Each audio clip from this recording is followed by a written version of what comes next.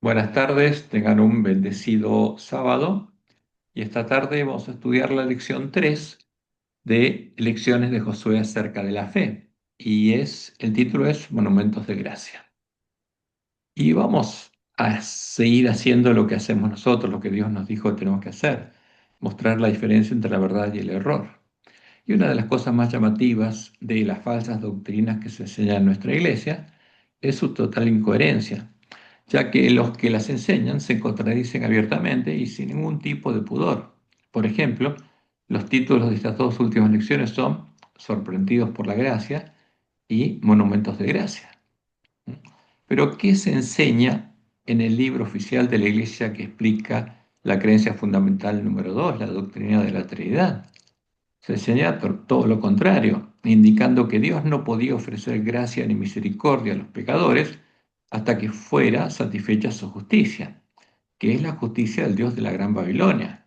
¿Y cómo se satisface esa justicia? Con la muerte de Cristo como castigo por el pecado. Y esto lo leemos en el libro de la Trinidad, páginas 256 y 257. El amor debe actuar en una forma que satisfaga completamente la justicia antes que Dios pueda ofrecer misericordia a los pecadores. Entonces, ¿qué está diciendo? Antes que Jesús muriera, no había misericordia. ¿Mm? Y es una barbaridad. Pero bueno, esta es la doctrina de Roma. Y después siguen diciendo en la página siguiente, sin embargo, la pregunta crucial es, ¿necesitó morir Cristo para satisfacer los requerimientos de la amante justicia de Dios?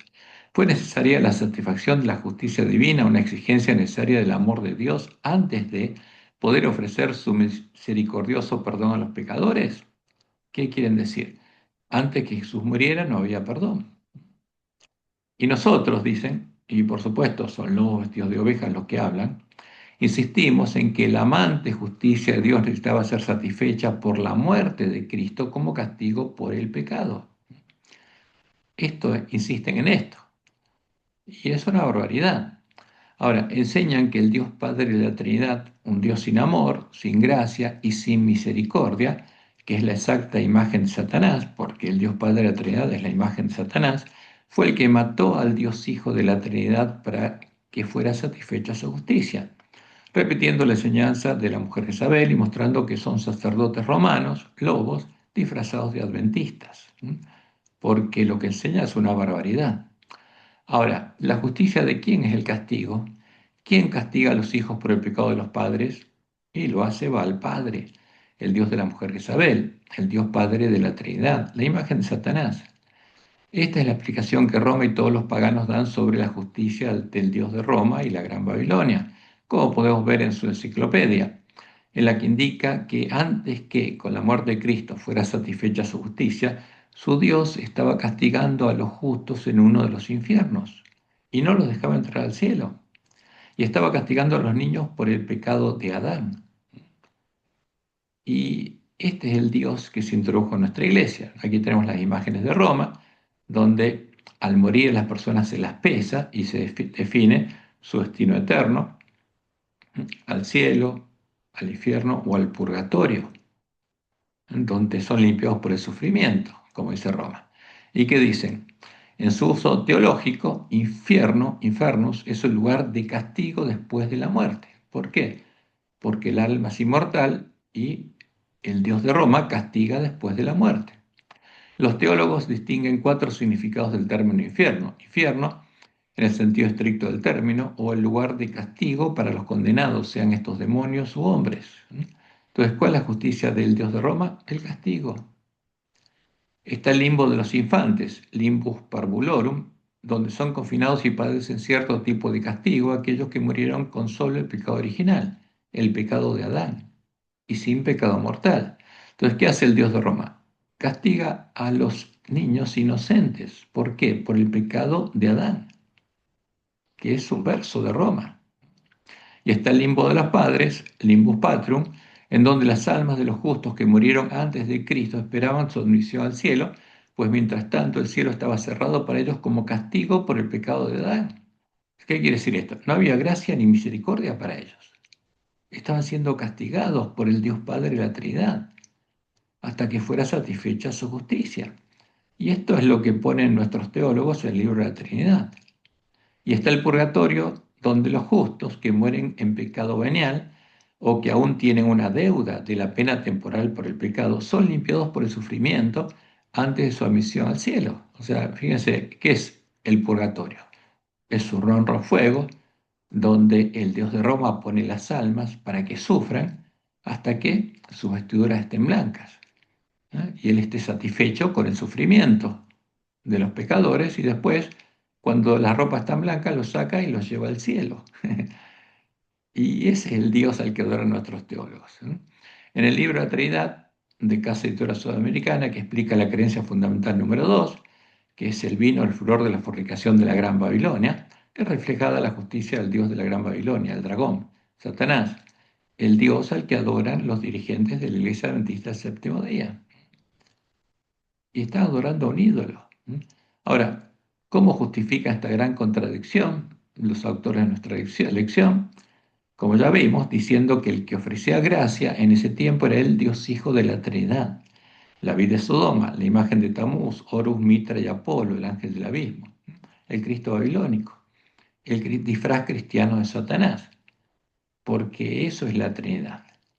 Está el Dios Padre malo y el Dios Hijo bueno, y los dos son justamente la cara de Satanás, la supuesta cara buena de Satanás, para llevar a los hombres a entrar por la puerta ancha. Ahora, ¿cuál es la verdad? Y es clara la verdad en la Biblia: el que por misericordia ofrecía gracia a su pueblo y sigue ofreciéndola es Jehová, el único Dios verdadero, el verdadero creador, la roca, nuestro Dios y Padre, y no el Dios de la Gran Babilonia, el dragón, al que nuestros dirigentes adoran bajo su disfraz cristiano. Fíjense lo que dijo Jehová frente a Moisés, cuando Moisés le dijo que le muestre su gloria, que él le dio a conocer su nombre. Y pasando Jehová por delante de él, proclamó: Jehová, Jehová, fuerte, misericordioso y piadoso, tardo para la ira y grande misericordia y verdad, que guarda misericordia a millares, que perdona la iniquidad.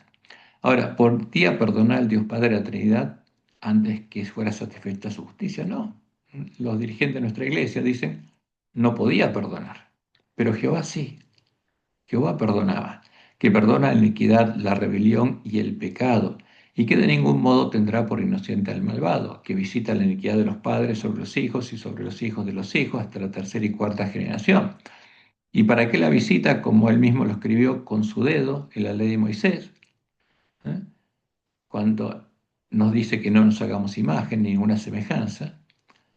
¿Por qué dice? Porque él visita la maldad de los padres sobre los hijos hasta la tercera y cuarta generación de los que me aborrecen. ¿Y qué hace con los hijos de los que le aborrecen? Y hago misericordia a millares, a los que me aman y guardan mis mandamientos. Porque para Jehová los hijos nos llevan al pecado de los padres, y es muy claro, como leemos en Deuteronomio 24:16. Los padres no morirán por los hijos, ni los hijos por los padres. Cada uno morirá por su pecado. Ezequiel 18:20. El alma que pecare, esa morirá. El hijo no llevará el pecado del padre. A ver, ¿los hijos de Adán llevan el pecado de Adán? No. ¿Los nietos de Adán llevan el pecado de Adán? No. ¿Algún hombre lleva el pecado de Adán o el de sus padres? Ninguno. Es una mentira de Roma. Es una abominación. Simplemente es para separar al pueblo de Dios. ¿Y separarlo de quién? Del verdadero Jesús, porque pusieron al anticristo en lugar del verdadero Jesús, diciendo que el anticristo tenía una carne que no era nuestra carne, porque la carne de este Jesús no tenía el pecado original que supuestamente tenemos nosotros, pero es un verso de Roma. Y como dice Habacuc 2:4, y aquí aquel cuyo alma no es recta se enorgullece, mas el justo por su fe vivirá. Entonces, ¿por qué vive el justo? Por la gracia de Dios y por la fe, porque Dios solamente le pide que tenga fe en sus promesas. Y el que con fe sigue el camino de la gracia es salvo. Y como leemos en Isaías 1:18, Jehová le dice a su pueblo: venid luego, dice Jehová, y estemos a cuenta. Si vuestros pecados fueren como la grana, como la nieve serán emblanquecidos. Si fueren rojos como el carmesí, vendrán a ser como blanca lana. ¿Por qué? Porque Él los perdonaría. Ahora, ¿qué pasaba cuando Él los perdonaba? Como nos explica después en Isaías 43, 23 al 25. Él se hacía responsable de pagar los pecados perdonados. Y le dice a su pueblo, no me trajiste a mí los animales de tus holocaustos, ni a mí me honraste con tus sacrificios. No te hice servir con ofrenda, ni te hice fatigar con incienso. No compraste para mí caña aromática por dinero, ni me saciaste con la grosura de tus sacrificios, sino pusiste sobre mí la carga de tus pecados. ¿Por qué? Porque cuando el pueblo iba al templo a pedir perdón y llevaba su ofrenda simbólica y oraba a Dios, si era sincero y había seguido el camino de la gracia, Él lo perdonaba y cargaba los pecados del pueblo. Pusiste sobre mí la carga de tus pecados, me fatigaste con tus maldades. Yo, yo soy el que borro tus rebeliones por amor de mí mismo y no me acordaré de tus pecados. Por eso la justicia de Jehová no es el castigo, es el amor, la misericordia y la gracia, el perdón gratuito de nuestros pecados, haciéndose Él responsable de pagar la deuda de nuestros pecados el día en que Él sería juzgado. Y el santuario sería purificado, como leemos en Isaías 5:16. Pero Jehová de los ejércitos será exaltado en juicio. El Dios Santo será santificado con justicia, con la verdadera justicia. ¿Por qué tenía que ser santificado? Porque estaba cargando nuestros pecados. Porque Jehová, al perdonar los pecados desde Adán y Eva en adelante, se hace responsable de pagar la deuda de sus hijos. Eso es lo que le cuesta a Jehová el perdón de los pecados. Y eso lo hace por amor y misericordia, porque es un Dios de amor y de misericordia, que no tiene nada que ver con el Dios Padre de la Trinidad, que es un ídolo y es la imagen de Satanás. Ahora, por eso cuando vemos nuestras lecciones y los libros que publica nuestra iglesia, se hace más que evidente que el Dios de los dirigentes de nuestra iglesia no es Jehová, sino es Baal, el Dios de la mujer Jezabel, el Dios de los lobos vestidos de ovejas, y que ellos ya adoptaron su posición bajo la bandera de Satanás, la bandera negra de los paganos. Es triste, pero es la realidad. Y como dijo Elena de White, y lo leemos en Evento de los Últimos Días, página 181, una cosa es cierta, los adventistas del séptimo día que adoptan su posición bajo la bandera de Satanás, que es la Trinidad, primero abandonarán su fe y las advertencias y reproches contenidos en los testimonios del Espíritu de Dios. Y pasaría porque es la palabra profética más segura. Y vamos un poco adelante, porque tenemos que mostrar estas cosas. Y es triste tener que mostrarlas, pero hay que hacerlo. Nos vamos al cruce del Jordán y la entrada a la tierra prometida. ¿Qué significa eso para nosotros? Canaán, la tierra prometida, es un símbolo del reino de Dios al que se entra por la puerta estrecha, para empezar a recorrer el camino angosto que lleva a la vida, a la ciudad de Dios que se encuentra en la cima del monte de Sión, simbolizada por la mesa de los panes, la proposición de Jehová a su pueblo, en la que solo puede haber pan y sin levadura, sin pecado y ungidos con aceite, o sea, con el Espíritu de Jehová el Señor. ¿Cómo fue ungido el Mesías? El primogénito entre muchos hermanos. Y como él, ¿qué hizo él? Leer Isaías 61, 1 y 2. El Espíritu de Jehová el Señor está sobre mí porque me ungió Jehová. Entonces, cuando Jehová pone su espíritu en una persona, ¿qué está haciendo? Le está ungiendo. Me ha enviado a predicar buenas nuevas a los abatidos, a vender a los quebrantados de corazón, a publicar libertad a los cautivos y a los presos, apertura de la cárcel. ¿A qué cautivos y a qué presos? Los que estaban simbólicamente en el atrio. Porque Adán y Eva fue sacado del templo de Dios y fue dejado afuera. Y afuera de las puertas del Edén, que era el templo de Dios en ese tiempo, Jehová edificó el primer altar, afuera, donde estaban los pecadores, donde estaban Adán y Eva. Y ese es el simbolismo justamente del santuario. El atrio es un símbolo de la gran ciudad que se llamaba Babilonia, Sodoma y Egipto, donde murió Jesús, tomando nuestro lugar. Y ahí se cumplió la profecía del altar y se abrió el camino nuevo y vivo que nos permite llegar a la presencia de Dios, si conocemos la verdad. Porque la puerta de la casa de Dios está abierta y el agua de la fuente está disponible. Y el tabernáculo es un símbolo de quién? De Edén, de Canaán, del reino de Dios. Y el pueblo de Dios iba a entrar a Canaán. Y como dice el Salmo 118, 19 al 23, llegaría el momento en que se abrirían las puertas de la justicia. Abridme las puertas de la justicia, entraré por ellas, alabaré a Jehová. Esta es puerta de Jehová. O sea, el verdadero Jesús es la puerta por la que se entra al templo de Jehová. Por ella entrarán los justos. Te alabaré porque me has oído y me fuiste por salvación. La piedra que se echaron los edificadores ha venido a ser cabeza del ángulo. De parte de Jehová es esto y es cosa maravillosa a nuestros ojos. Esa es la promesa. Ahora, ¿quién es el verdadero Jesús? No es el Dios Hijo de la Trinidad. Esa es la abominación desoladora. Ese es el disfraz cristiano de Satanás.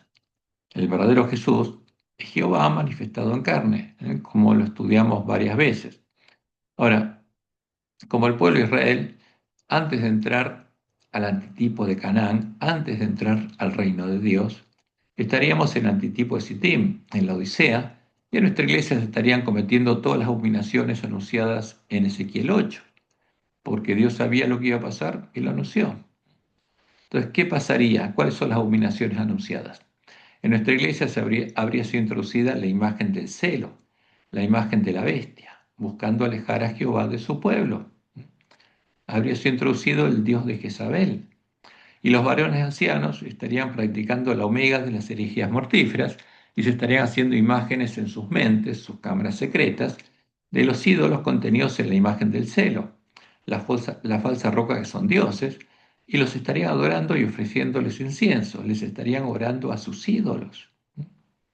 Y como sucedió en Sittim, con los israelitas que no entraron a Canaán, nuestros dirigentes se habrían unido únicamente a las mujeres que son el antitipo de las mujeres amorreas, estarían fornicando con ellas y junto a ellas estarían echando a Tamuz, al Cristo babilónico, a la vid de Sodoma, al dios hijo de la falsa roca que son dioses, que es la imagen de Tamuz, Horus, Mitra y Apolo, los dioses hijos, la puerta ancha por la que se entra la sinagoga de Satanás, y es la semilla de la cizaña que habría sido sembrada en nuestra iglesia.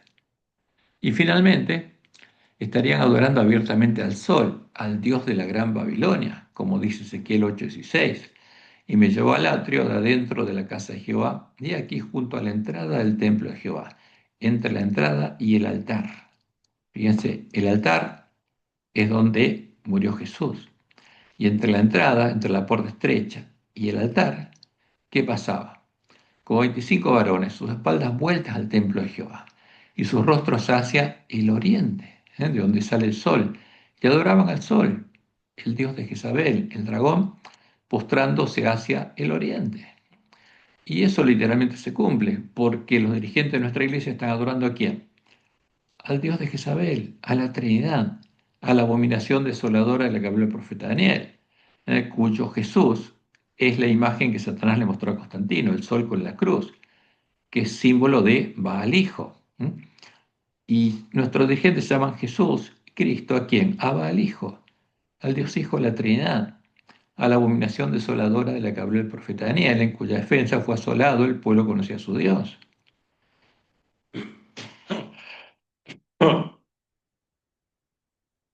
Y en ese momento, toda la tierra, donde está el pueblo de Dios, todo el pueblo de la iglesia remanente, todo el pueblo adventista, creyéndose rico, se habría maravillado en pos de la bestia y estaría adorando al dragón, y la gran Babilonia habría caído definitivamente, como dice Elena de White.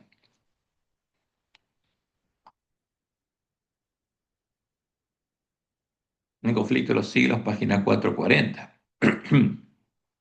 La caída de Babilonia no será completa sino cuando la iglesia, ¿qué iglesia? La iglesia adventista, la única iglesia que no había vivido el vino de Babilonia y era parte del plan de Dios, se encuentre en este estado y la unión de la iglesia con el mundo se ha consumado en toda la cristiandad. ¿Tenía que pasar? Sí, es la palabra profética más segura. Y dice Elena, el cambio es progresivo y el cumplimiento perfecto de Apocalipsis 14:8 está aún reservado para lo porvenir. Pero llegaría el tiempo cuando la iglesia bautista se habría unido con el mundo, habría unido con las iglesias caídas y estaría adorando junto a ellas al dragón. Y como dice Apocalipsis 13, 3 y 4, vio a sus cabezas como herida de muerte, una de las cabezas de la bestia religiosa, o sea, una ramera. Y esa ramera es la sexta ramera, la ramera romana, la mujer Isabel. Pero su herida mortal fue sanada, y se maravilló toda la tierra, donde está el pueblo de Dios, y no solo el mar, en pos de la bestia, y adoraron al dragón. ¿Qué quiere decir la profecía? que llegaría el momento en que todo el pueblo adventista habría estado adorando al dragón, en la condición del ángel de la Odisea, creyéndose rico. ¿No?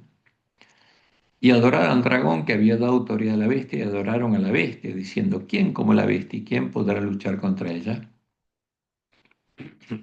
Y ahí, cuando esto pasa, es la caída definitiva de Babilonia.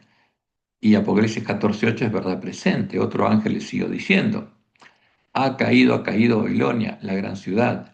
¿Por qué? Porque he hecho beber a quienes, a todas las naciones, del vino el furor de su fornicación. Y eso pasó, porque el vino de Babilonia está en las creencias fundamentales de la Iglesia Adventista. ¿Cuál es el vino de Babilonia? La doctrina de Jezabel, la doctrina de la Trinidad.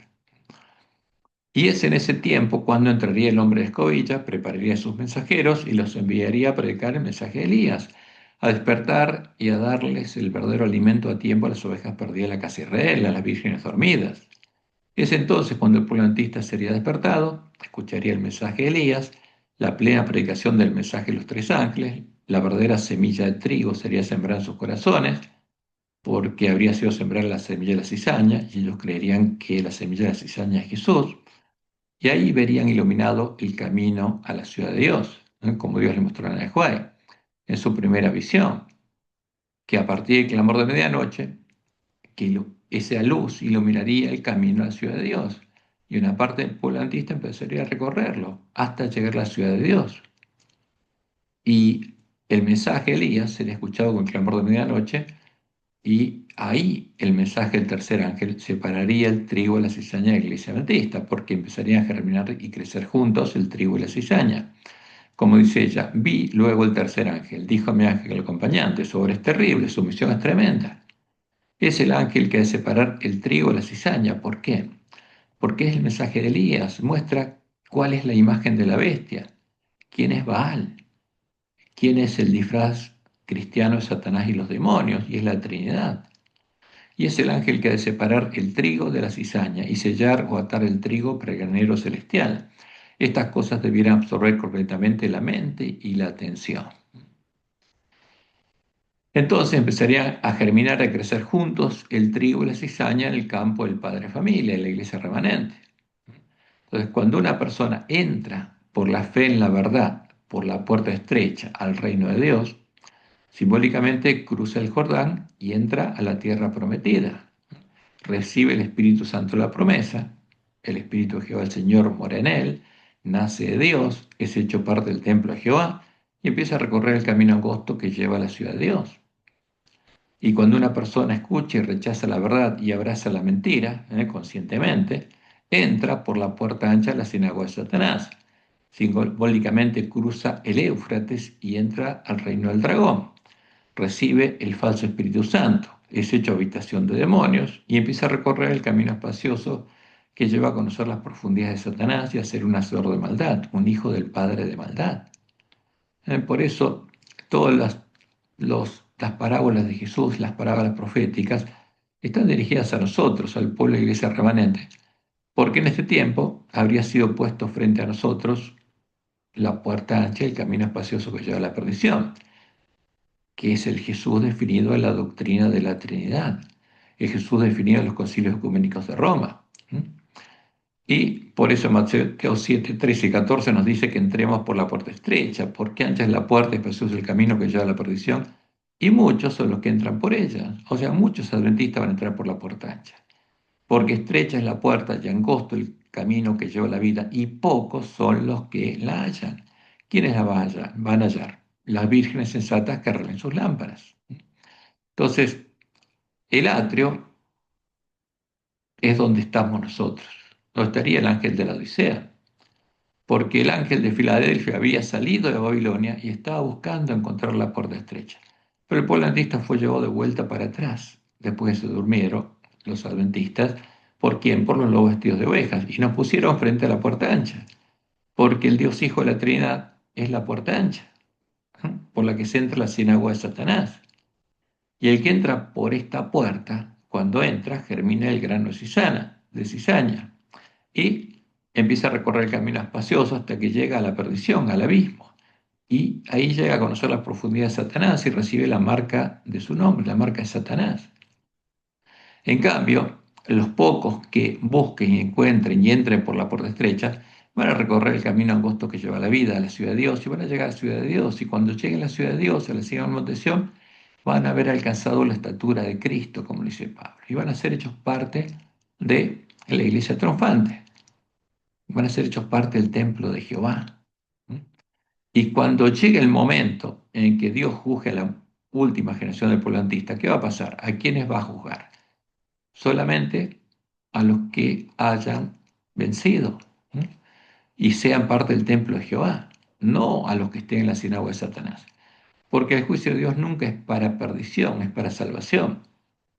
Como leemos en Apocalipsis 11, 1 y 2. Entonces me fue dada una caña semejante a una vara de medir y se me dijo, levántate y mide el templo de Dios y el altar y a los que adoran en él, a los que Jesús confiese las bodas, a los que están dentro del templo de Jehová. Pero el patio que está fuera del templo, déjalo aparte y no lo midas porque ha sido entregado a los gentiles y ellos hollarán la ciudad santa 42 meses. Ahora, ¿dónde estaría el pueblo antista? En el atrio del templo, con los gentiles adorando al sol. Y cuando fuera despertado por el clamor de medianoche y viera iluminado el camino a la ciudad de Dios, ¿quiénes arreglarían sus lámparas? Las vírgenes sensatas. Pero ¿cuántas van a ser? Y pocas, dice Jesús. Y muchas van a entrar por la puerta ancha. Pues es un tema delicado porque de esto depende nuestra vida. Y cuando los que recorren el camino angosto llegan a la ciudad de Dios es porque alcanzaron la estatura de Cristo y tienen el nombre de Jehová escrito en la frente. Entonces entran con la esposa a las bodas, Jesús confiesa son hombres conocedores, como parte de su esposa, quedan sin mancha delante del trono de Dios y son puestos en la mesa los panes de la proposición. Ya son parte de la iglesia triunfante, la esposa del Cordero, son parte de la simiente de la mujer vestida de sol. Fueron dados a luz por la mujer vestida de sol. Y Jesús es claro, Apocalipsis 3:5, el que venciere será vestido de vestiduras blancas y no borraré su nombre del libro de la vida. Ahora, ¿qué pasa con el que entra por la puerta ancha? Y Jesús tiene que borrar su nombre del libro de la vida, ¿m? Porque está escrito en el libro de la vida desde antes de la fundación del mundo. Pero si elige a Satanás y elige la perdición y rechaza la salvación, Jesús va a borrar su nombre del libro de la vida. Y no va a confesar su nombre delante de su Padre y delante de sus ángeles, sino va a confesar solamente el nombre de los vencedores, de las vírgenes sensatas. Y como dice Apocalipsis 3:12, al que venciere, yo lo haré columna del templo de mi Dios. Y nunca más saldrá allí. O sea, los sellados pulantistas no van a ser vencidos por Satanás. Ninguno va a salir del templo. Y escribiré sobre él el nombre de mi Dios, porque va a tener la ley de Dios escrita en la mente y el corazón, y el nombre de la ciudad de mi Dios, la Nueva Jerusalén, porque va a ser parte de la iglesia triunfante, la esposa del Cordero, la cual desciende del cielo de mi Dios y mi nombre nuevo. Y cuando los que recorren el camino espacioso llegan al abismo, ya llegaron a conocer las profundidades de Satanás y a ser sus hijos. Parte de la simiente de la serpiente, plantas de cizaña con fruto, y ya recibieron la marca de Satanás. ¿Dónde? En sus frentes, porque tienen el nombre Satanás, símbolo del carácter de Satanás, y en sus manos, como hacedores de maldad, hijos del padre de maldad. ¿Por qué es en la marca de la bestia? La marca de Satanás. Ahora, volvamos un poco acá y enfoquémonos en las vírgenes sensatas. ¿Qué pasa cuando cruzamos el Jordán? Cuando alguien entra al reino de Dios. Y simbólicamente entramos a Canaán, al reino de Dios, y empieza la conquista de Canaán. Porque cuando vamos a ver, cuando Israel entró a Canaán, tenía que conquistarla.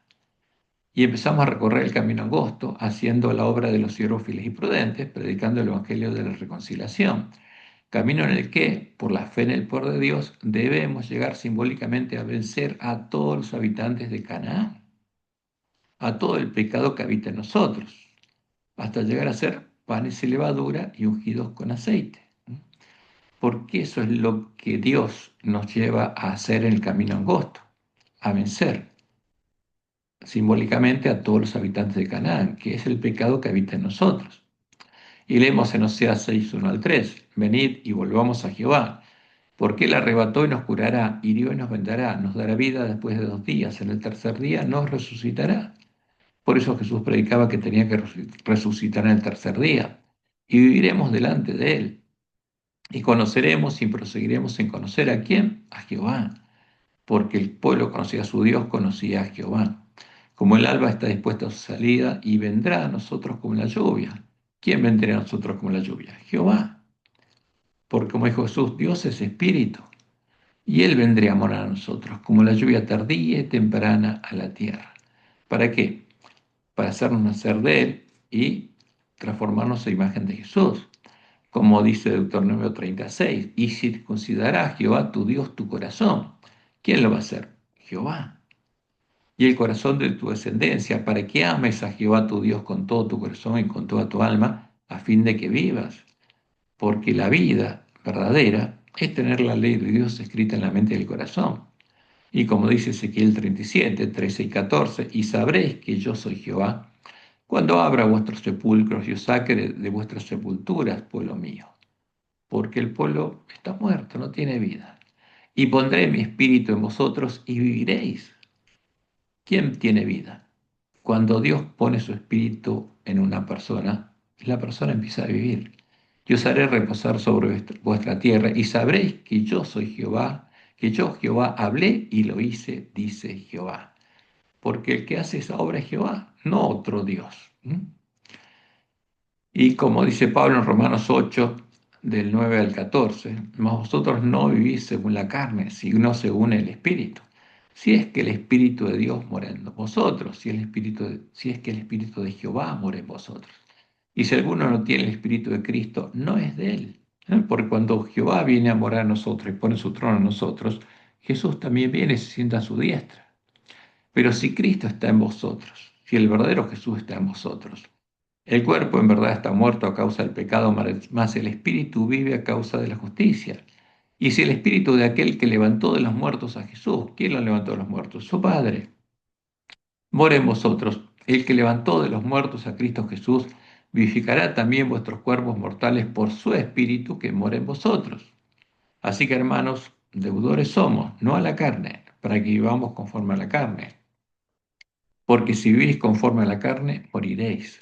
Mas si por el Espíritu hacéis morir las obras de la carne, viviréis. Y de esto se trata la conquista de Canaán. Si por el Espíritu hacemos morir las obras de la carne en nosotros, viviremos. Tenemos que hacerlas morir, pero nosotros no podemos, pero Dios sí puede. Porque todos los que son guiados por el Espíritu de Dios, estos son hijos de Dios. Y hermanos de Jesús, por supuesto. Ahora, esa es la obra que tenemos que hacer desde que entramos por la puerta abierta hasta que llegamos y somos puestos en la mesa de los panes de la proposición. Somos hechos parte de la iglesia triunfante como panes y levadura. Y por eso Pablo en 2 Corintios 5 y 7 al 20 nos dice, de modo que si alguno está en Cristo, si alguno está unido a la vid verdadera, nueva criatura es. Las cosas viejas pasaron, aquí todas son hechas nuevas. ¿Y todo esto proviene de quién? De Dios, quien nos reconcilió consigo mismo por Cristo y nos dio el ministerio de la reconciliación. Porque Dios estaba ¿dónde? En Cristo, reconciliando consigo al mundo. ¿Quién moraba en Jesús? El Padre que mora en mí, Él hace las obras, decía. No tomándoles en cuenta a los hombres sus pecados, y nos encargó a nosotros la palabra de la reconciliación. Así que somos embajadores en nombre de Cristo, como si Dios rogase por medio de nosotros, o rogamos en nombre de Cristo, reconciliados con Dios. Tenemos que buscar que nuestros hermanos conozcan la verdad, predicar, despertarlos, predicar el mensaje de Elías, el clamor de medianoche, y mostrarles cuál es el camino hacia Dios, para que se reconcilien con Jehová, con el verdadero Dios.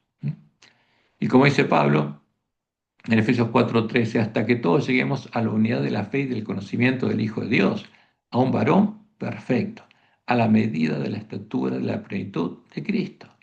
Porque Dios nos va a transformar a imagen de Jesús, esa es su promesa. Y como dice Pablo en Romanos 2, 28 al 29, pues no es judío el que lo es exteriormente, ni es la circuncisión la que se hace exteriormente en la carne, sino es judío, en el tiempo del nuevo pacto, el que lo es en el interior, y la circuncisión es la del corazón, en espíritu, no en letra, la alabanza del cual no viene de los hombres, sino de Dios. Porque eso es el verdadero pueblo de Dios en el tiempo del nuevo pacto, el que nació de Dios y Dios lo circuncidó en el corazón. Y eso va a pasar con las vírgenes sensatas. Y como dice Pablo en Gálatas 6:15, porque en Cristo Jesús ni la circuncisión vale nada, ni la incircuncisión, sino una nueva creación. Una nueva creación a imagen de Dios. Esa es la promesa de Dios.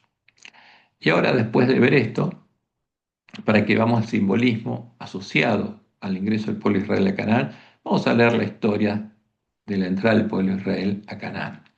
Los hijos de los israelitas que murieron en desierto y no fornicaron con las mujeres en Sittim y no adoraron sus dioses, a los dioses de la Gran Babilonia, son los que entraron en Canaán. Y ellos son un tipo de quién? De las vírgenes sensatas. Y leemos Josué 3:1 en adelante. Josué se levantó de mañana y él y todos los hijos de Israel partieron de Sittim, donde habían fornicado sus hermanos con las mujeres y habían muerto. Y vinieron hasta el Jordán y reposaron allí antes de pasarlo.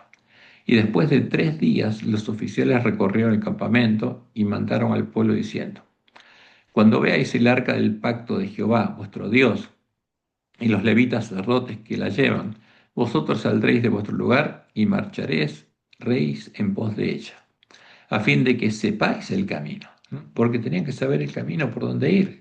¿Y quién se lo mostraría? Dios, porque por donde fuera el arca ellos tenían que ir, a fin de que sepáis por dónde habéis de ir, por cuanto vosotros no habéis pasado antes de ahora por este camino. Pero entre vosotros y ella haya distancia como de 2000 codos, no os acerquéis a ella. Ahora, fíjense que este camino por el que pasaría el Jordán, entraría a Canaán, es un tipo del camino a la ciudad de Dios, el camino nuevo y vivo que se abrió cuando fuimos redimidos con la sangre del Cordero de Dios. ¿Y dónde está ese camino? En el templo de Dios, en el templo de Jehová. ¿No? Como es el autor de Hebreos, el camino nuevo y vivo que se abrió para que podamos estar en la presencia de Jehová. Y Josué dijo al pueblo: santificaos, porque Jehová hará mañana maravillas entre vosotros. Y fíjense, ¿qué tiene que hacer? Santificarse. Y esa santificación significa lavar nuestras ropas en la fuente, con la sangre del Cordero, para que Jehová pueda empezar a hacer maravillas con nosotros. Porque el que nace de Dios, Dios le empieza a transformar a imagen de Jesús, pero antes tiene que creer en el Cordero de Dios, tiene que creer en la justicia de Dios, tiene que lavar sus ropas en la sangre del Cordero y ser vestido con vestiduras blancas, y después va a poder entrar al templo de Jehová. Y habló Josué a los sacerdotes diciendo: tomad el arca del pacto y pasad delante del pueblo. Y ellos tomaron el arca del pacto y fueron delante del pueblo. Entonces Jehová dijo a Josué: desde este día comenzaré a engrandecerte delante de los ojos de todo Israel, para que entiendan que, como estuve con Moisés, estaré contigo. Fíjense la promesa: como Jehová estuvo con Moisés y con el Mesías, ¿y con quién? Con Josué. También estuvo con los miembros de la iglesia primitiva y estaría con los siervos fieles y prudentes del pueblo adventista que hicieran la obra que Dios le encarga a sus siervos. Y el versículo 8 sigue así el relato: tú pues mandarás a los sacerdotes que lleven el arca del pacto, diciendo: cuando hayáis entrado hasta el borde del agua del Jordán, pararéis en el Jordán. Y Josué dijo a los hijos de Israel: acercaos y escuchad las palabras de Jehová vuestro Dios. Y añadió Josué: en esto conoceréis que el Dios viviente está en medio de vosotros, y que Él echará de delante de vosotros al cananeo, al eteo, al ebeo, al fereceo, al gergeseo, al amorreo y al jebuseo. He aquí, el arca del pacto del Señor de toda la tierra pasará delante de vosotros en medio del Jordán. Y fíjense que esto es un símbolo que les mostraría que Jehová iría delante de ellos. Porque el que cruzaría primero, ¿quién sería? El arca. Y les dice Josué: tomad pues ahora 12 hombres de las tribus de Israel, uno de cada tribu.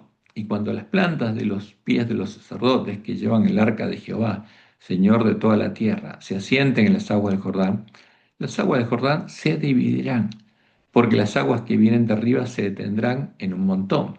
Y aconteció que cuando partió el pueblo sus tiendas para pasar el Jordán, con los sacerdotes delante del pueblo llevando el arca del pacto, cuando los que llevaban el arca entraron en el Jordán y los pies de los sacerdotes que llevaban el arca fueron mojados a la orilla del agua, porque el Jordán suele desbordarse por todas sus orillas todo el tiempo de la siega, las aguas que venían de arriba se detuvieron, como en un montón bien lejos de la ciudad de Adán, que está al lado de Zaretán, y las que descendían al mar del Arabá, al mar Salado, se acabaron y fueron divididas, y el pueblo pasó en dirección de Jericó.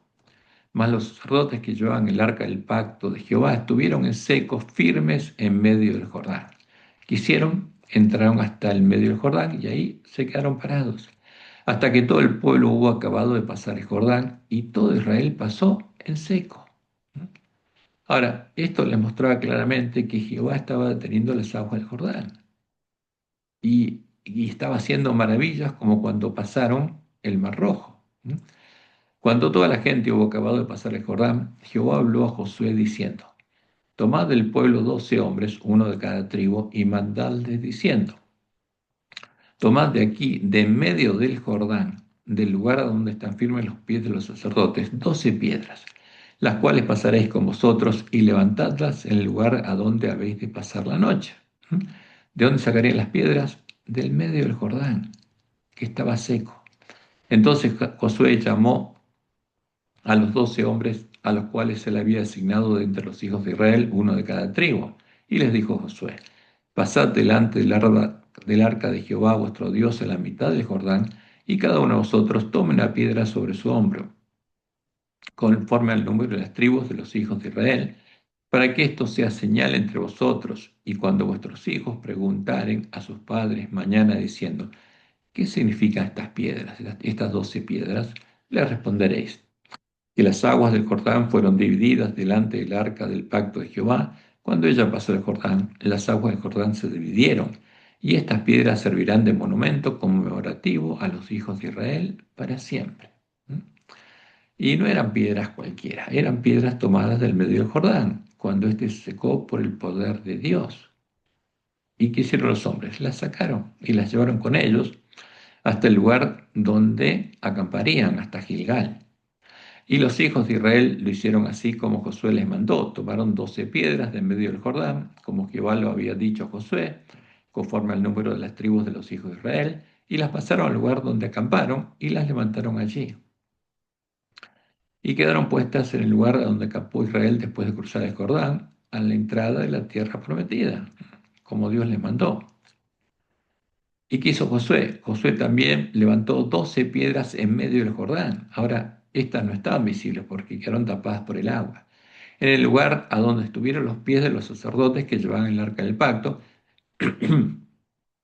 y han estado allí hasta hoy. Y los sacerdotes que llevaban el arca se pararon en medio del Jordán hasta que se hizo todo lo que Jehová había mandado a Josué que dijese al pueblo, conforme a todas las cosas que Moisés había mandado a Josué.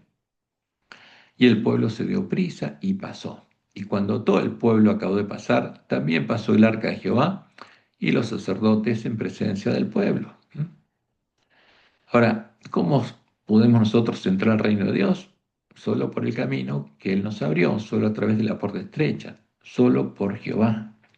Y fíjense qué interesante lo que Jehová declaró cuando anunció al Mesías. Isaías 42, del 5 al 9.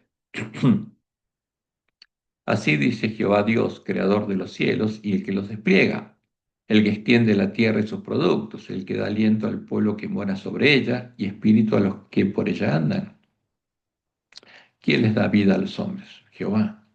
Yo, Jehová, una persona singular, te he llamado en justicia, y acá está hablando al Mesías, al hijo de David, y te tendré por la mano, te guardaré y te pondré por pacto al pueblo, por luz de las naciones, para que abras los ojos de los ciegos, para que saques de la cárcel a los presos y de casas de prisión a los que moran en tinieblas, ¿eh? Para liberar al pueblo. Como dijo Jesús, y conoceréis la verdad, y la verdad os hará libres. Y sigue siendo Jehová, yo Jehová. Este es mi nombre, el nombre de una persona singular, y a otro no daré mi gloria ni mi alabanza a esculturas, a ídolos. He aquí, Se cumplieron las cosas primeras y yo anuncio cosas nuevas. Antes que salgan a la luz, yo os las haré notorias. Esa es la promesa. ¿Y qué le dice al Mesías ahora en Isaías 45, 14 al 18? ¿No? Algo muy claro, que Jesús por supuesto leyó, y eso le ayuda a entender quién era él. Así dice Jehová al Mesías: el trabajo de Egipto, las mercaderías de Etiopía y los sabeos, hombres de elevada estatura, se pasarán a ti y serán tuyos. Irán en pos de ti, pasarán con grillos, te harán reverencia y te suplicarán diciendo: ciertamente en ti está Dios, y no hay otro fuera de Dios, no hay otro fuera de Jehová. Verdaderamente, ¿quién eres? Tú eres Dios, tú eres Jehová. El pueblo que conocía la verdad sabía que Jesús era ¿quién? Jehová. Tú eres Dios, eres Jehová, que te encubre, Dios de Israel, Jehová, que salvas. ¿Quién es el verdadero Mesías? Es Jehová, manifestado en carne, hecho hombre para pagar la deuda de los pecados que le había perdonado. Es el verdadero Jesús. No es un Dios hijo. ¿Mm? No es parte de una Trinidad Jehová. Jehová no conoce a otro Dios. El verdadero Redentor es Jehová, porque Él sería hombre. ¿Mm? ¿Y qué dice claramente el Mesías? ¿Qué le dirían todos los que lo conocieran? Verdaderamente tú eres Dios, eres Jehová, que te cubres, Dios de Israel, Jehová, que salvas. Confusos y avergonzados serán todos ellos, irán con afrenta todos los fabricadores de imágenes. Israel será salvo en Jehová con salvación eterna. No os afrentaréis ni os avergonzaréis por todos los siglos. Porque así dijo Jehová, que creó los cielos. Él es Dios, el que formó la tierra, el que la hizo y la compuso. No la creó en vano para que fuese habitada, la creó. ¿Y qué dijo Jehová? Yo soy Jehová y no hay otro. ¿Hay otro? No. ¿Hay un Dios Hijo que salve? No. Es un verso de Roma. Esa es la abominación desoladora. ¿Hay un Dios Espíritu Santo? No. ¿Mm? ¿Y qué es el Dios Padre de la Trinidad? Es un ídolo, como lo es el Dios Hijo y lo es el Dios Espíritu Santo. Pero ¿qué dice Jehová? Yo soy Jehová y no hay otro. ¿Y quién salvaría? Jehová. Por eso al Mesías que le dirían: tú eres Dios, eres Jehová, que te encubres, Dios de Israel, Jehová, que salvas, porque Jehová nos salvó. Y Jesús dijo: yo soy la puerta estrecha, la puerta abierta. El que por mí entrare será salvo, porque es la puerta del templo de Jehová. Y yo soy el camino, la verdad y la vida. Nadie viene a quién, al Padre, sino por mí. ¿A quién lleva el falso Jesús? A sí mismo. Pero Jesús, el verdadero Jesús, el verdadero Mesías, nos lleva al Padre. ¿Para qué? Para que podamos nacer de Él y Dios pueda hacer la misma obra que hizo en Jesús. ¿Mm? Y como es el Salmo 118, 19 al 23, abridme las puertas de la justicia, entregaré por ellas, alabaré, ajá, Jehová. Esta es puerta de Jehová. ¿Quién es la puerta de Jehová? El verdadero Jesús. Jehová manifestado en carne. Por ella entrarán los justos. ¿Por qué justos? Después de haber sido la voz en la fuente. Te alabaré porque me has oído y me fuiste por salvación. Dice el Mesías: la piedra que se echaron los edificadores ha venido a ser cabeza del ángulo. ¿De qué edificio? Del templo de Jehová. De parte de Jehová es esto y es cosa maravillosa a nuestros ojos.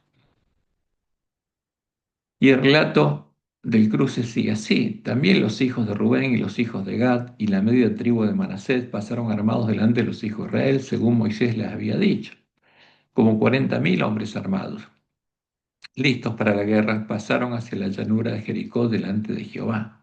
En aquel día Jehová engrandeció a Josué a los ojos de todo Israel, y le temieron, como habían temido a Moisés todos los días de su vida. ¿Por qué le temieron o lo respetaron? Porque sabían que Jehová estaba con Josué, como había estado con Moisés. Luego Jehová habló a Josué diciendo: manda a los sacerdotes que llevan el arca del testimonio que suban del Jordán. Y Josué mandó a los sacerdotes diciendo: subid del Jordán. Y aconteció que cuando los sacerdotes que llevaban el arca del pacto de Jehová subieron de en medio del Jordán, y las plantas de los pies de los sacerdotes estuvieron en el lugar seco, las aguas del Jordán se volvieron a su lugar, corriendo como antes sobre todos sus bordes. ¿Y por qué corrieron? Porque Jehová las dejó nuevamente correr. Y el pueblo de Israel observó esa maravilla. Y el pueblo subió del Jordán el día 10 del mes primero y acamparon en Gilgal, al lado oriental de Jericó. Y Josué erigió en Gilgal las 12 piedras que habían traído del Jordán.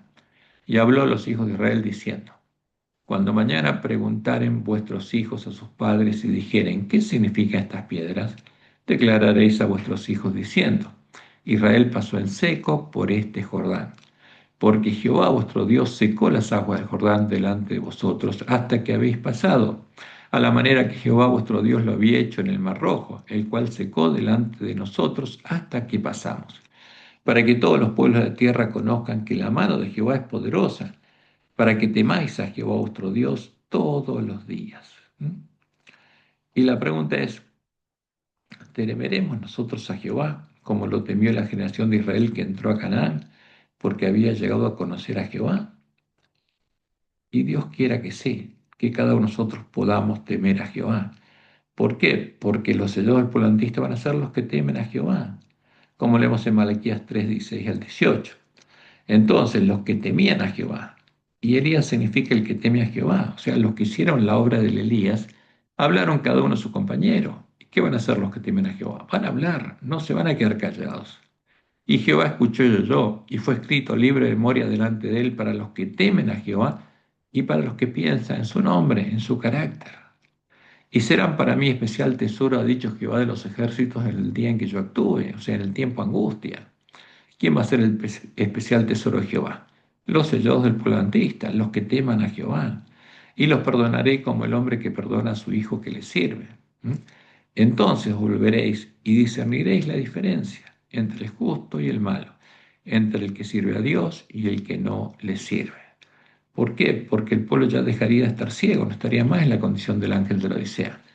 Los siervos fieles, los que teman a Jehová, van a ver claramente la diferencia entre el que sirve a Jehová y el que no le sirve.